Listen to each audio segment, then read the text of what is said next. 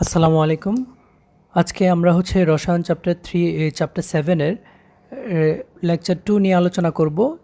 এই চ্যাপ্টারের আজকের টপিকে মূলত আমরা রাসায়নিক বিক্রিয়া নিয়ে কথা বলবো।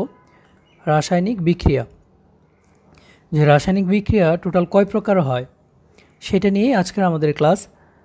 তো রাসায়নিক বিক্রিয়ার শ্রেণী বিভাগ নিয়ে আমরা মোটামুটি 3টা ক্লাস করব, যার মধ্যে আজকের ক্লাসটা হচ্ছে প্রথম।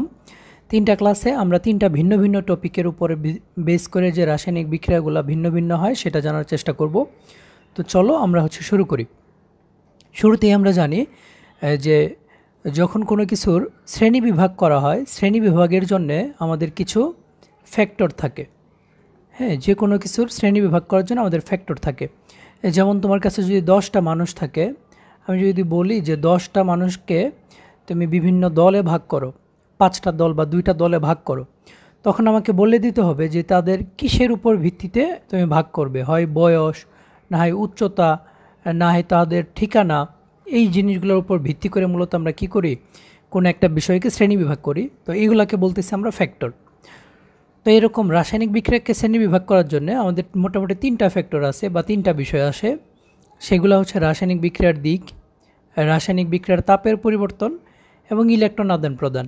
যে রাসায়নিক বিক্রিয়াতে তোমার ইলেকট্রন নিচ্ছে নাকি দিচ্ছে, এই বিষয়টা। তো এখন একটা বিষয় আসে যে তোমার রাসায়নিক বিক্রিয়ার শ্রেণীবিভাগের মধ্যে আমরা শুরুতে একটা জিনিস জেনে নিব যে রাসায়নিক বিক্রিয়ার মধ্যে বিক্রিয়ক কী আর উৎপাদ কী। তো আমি এখানে একদম ছোট করে লিখতেছি যে বিক্রিয়ক এবং উৎপাদ কী। দেখো, বিক্রিয়ক হচ্ছে যে পদার্থগুলো বিক্রিয়া করে, ঠিক আছে। আর উৎপাদ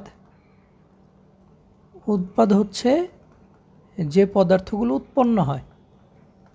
একদম সিম্পল জিনিস। তাহলে তোমার বিক্রিয়ক এবং উৎপাদ, এই জিনিসটা আমাদের কাছে ক্লিয়ার। যে কোনো একটা রাসায়নিক বিক্রিয়ায় যে পদার্থগুলো বিক্রিয়া করে তাদেরকে বলতেছি বিক্রিয়ক, আর যে পদার্থগুলো উৎপন্ন হয় সেগুলোকে বলতেছি আমরা উৎপাদ। তো এখন এখানে আমরা জানতেছিলাম যে 3টা বিষয়ের উপর ভিত্তি করে রাসায়নিক বিক্রিয়াকে কি করা হয়, শ্রেণীবিভাগ করা হয়, যার মধ্যে রাসায়নিক বিক্রিয়ার দিক, বিক্রিয়ার তাপের পরিবর্তন, ইলেকট্রন আদান প্রদান। আজকে আমরা প্রথম টপিকটার উপরেই আলোকপাত করতেছি যে রাসায়নিক বিক্রিয়ার দিকের উপর ভিত্তি করে রাসায়নিক বিক্রিয়া মূলত 2 প্রকার। একটা হচ্ছে একমুখী বিক্রিয়া আর একটা হচ্ছে তোমার উভমুখী বিক্রিয়া। এখন একমুখী বিক্রিয়া বলতে আমরা কি বুঝি সেটা জানবো। শুরুতেই আমরা সংজ্ঞাটা একটু খেয়াল করি। যে বিক্রিয়ায় সকল বিক্রিয়ক পদার্থ একটি নির্দিষ্ট সময় পরে উৎপাদে পরিণত হয় তাকে একমুখী বিক্রিয়া বলে। তাহলে একমুখী বিক্রিয়া শুধু সম্মুখ দিকে পরিচালিত হয়।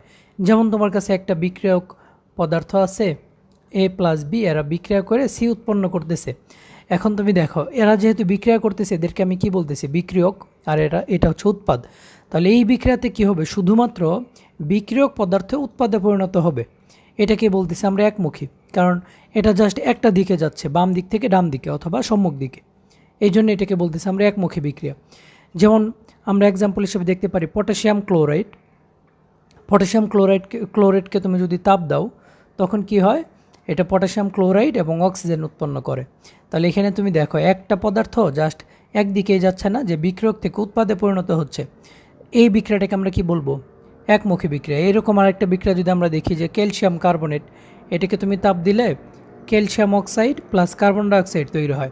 তার মানে এখানেও কি হবে, এখানেও তোমার এটা একমুখী বিক্রিয়া, কারণ একদিক থেকে যাচ্ছে কেবল বিক্রিয়ক থেকে উৎপাদে। তো একমুখী বিক্রিয়া করার জন্য আমরা এই চিহ্নটা ইউজ করি, জাস্ট লেফট টু রাইট বোঝানোর জন্য। তো এবার আমরা উভমুখী বিক্রিয়া কি সেটা দেখব। উভমুখী বিক্রিয়াতে নাম দেখে আমাদের ডিফারেন্সটা তৈরি হয়ে গেছে, যে এখানে একই সাথে তোমার বিক্রিয়ক থেকে উৎপাদ এবং উৎপাদ থেকে বিক্রিয়ক পরিণত হবে। তাহলে এটার মধ্যে আমরা বলবো, যদি কোনো বিক্রিয়ায় একসাথে সম্মুখ দিক এবং বিপরীত দিক থেকে সংগঠিত হয় ওই বিক্রিয়াকে আমরা উভমুখী বিক্রিয়া বলে। তারপরে আমরা এইভাবে বলতে পারি যে বিক্রিয়ায় বিক্রিয়ক থেকে